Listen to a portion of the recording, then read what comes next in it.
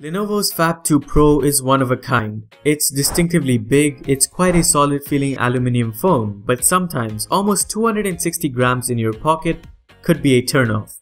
But in return, you get the world's first smartphone running Project Tango, which we'll talk about later in the video. To complement the phone's AR capabilities, the front sports a 6.4-inch Quad HD LCD display, and if you can get past the bezels, the display is very good. It is legible outdoors as you'll see throughout the video, and it recreates color well, though it's not as contrasty as an AMOLED panel. Viewing angles are decent, but the mono speaker at the bottom is really where the biggest disappointment is. It takes away from the immersive experience and the sound is easily muffled.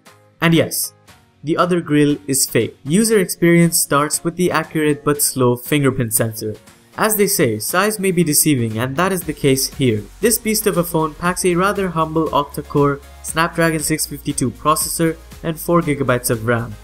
Moving between UI is definitely sluggish, running on a Lenovo skinned Android 6.0 Marshmallow, but the good news is that the phone manages RAM very well. There are also a few software tweaks available to users, and even though it's a much inferior octa-core processor and GPU, it held up just fine running high graphic games like Asphalt 8. But most importantly, it handles augmented reality reasonably well. I was impressed with the variety of applications available, whether it was reviving your childhood playing Hot Wheels, visualizing and measuring dimensions for various home decor, even though the dimensions were a bit off, having a pet follow you around the house, or moving through a scary mansion. The apps actually required a reasonable amount of movement, and I will be making a more detailed video on augmented reality very soon, so stick around for that. Now, it's sort of become tradition not to take pictures with extremely large phones, but we'll brush up on that as well. The primary 16 megapixel sensor manages to take good pictures in the day with some good dynamic range as well,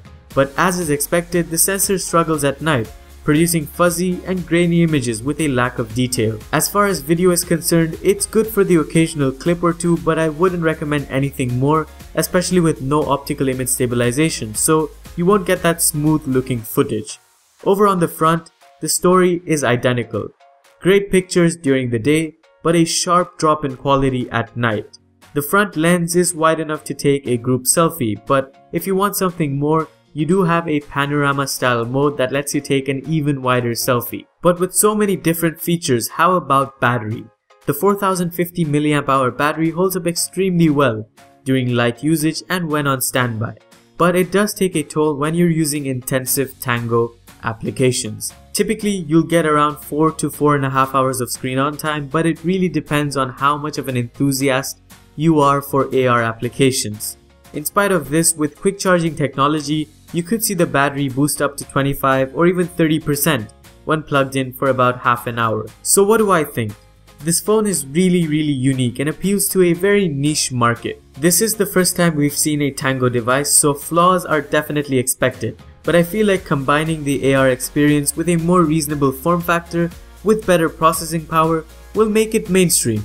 That's it for this one. Let me know what you guys think about the phone, about the AR experience in the comments below, and I'll see you in the next one. Adios.